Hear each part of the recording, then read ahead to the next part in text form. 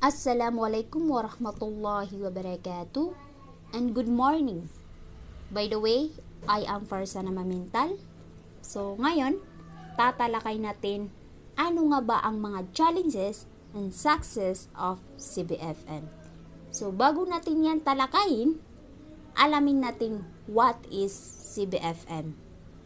Community-Based Forest Management or CBFM is defined as a forest management approach that empowers local communities to manage, conserve, and utilize their forest resources sustainably, recognize their rights, interests, and traditional knowledge while promoting biodiversity conservation, ecosystem services, and improved livelihoods.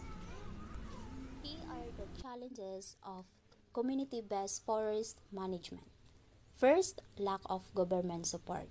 Ibig sabihin, ito yung kawalan ng suporta mula sa government ay maaaring magdulot ng kahirapan sa pagpapatupad ng community-based forest management.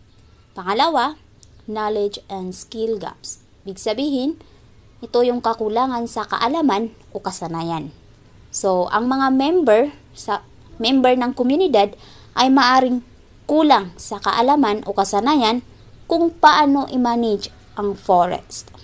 Pangatlo, conflicting interest. Ibig sabihin, ang mga interest ng mga lokal na komunidad ay maaaring mag-conflict interest sa mga malalaking korporasyon or negosyo. Pangapat, financial constraints. Ibig sabihin, ito yung kahirapan sa financial.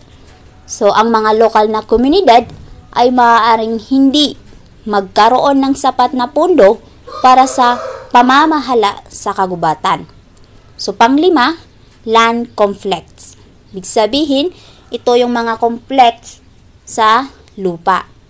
O di kaya yung pagmamay-ari ng lupa ay maaaring magdulot ng kahirapan sa pagpapatupad ng community-based forest management. So, pang-anim, infrastructure deficiency. Ibig sabihin, ito yung kawalan ng mga infrastructure tulad ng mga daan, tulay, at iba pa ay maaaring magdulot ng kahirapan sa pagmamanage sa kagubatan. So, pang-pito, climate change. Ibig sabihin, ito yung pagbabago ng klima ay maaaring magdulot or maapektuhan ang ating kagubatan.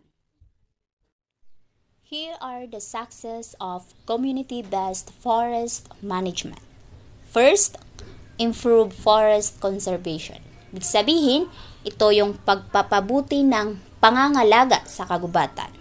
So, ang CBFM ay nagbibigay ng pagpapabuti sa pangangalaga sa kagubatan sa pamamagitan ng decision ng mga lokal o di kaya members sa community.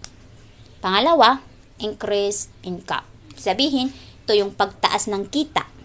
So, ang CBFM ay nagbibigay ng pagpapataas ng kita ng mga lokal na community sa pamamagitan ng pagbebenta ng mga products mula sa forest. Pangatlo, enhance livelihoods. Sabihin, ang CBFM ay nagbibigay ng pagpapabuti sa kalidad ng buhay ng mga lokal o members sa community sa pamamagitan ng pagdesisyon sa kanilang mga forest. Pangapat, capacity building. Ibig sabihin, ang CBFM ay nagbibigay ng pagpapabuti sa kaalaman o kasanayan sa mga membro ng komunidad sa pamamagitan ng pagdesisyon or pagmamanage sa kanilang forest. Panglima, improve government, community relationship. Ibig sabihin, ito yung pagpapabuti ng relasyon sa pagitan ng gobyerno at sa community. Pang-anim, biodiversity conservation at community cohesion. Ibig sabihin,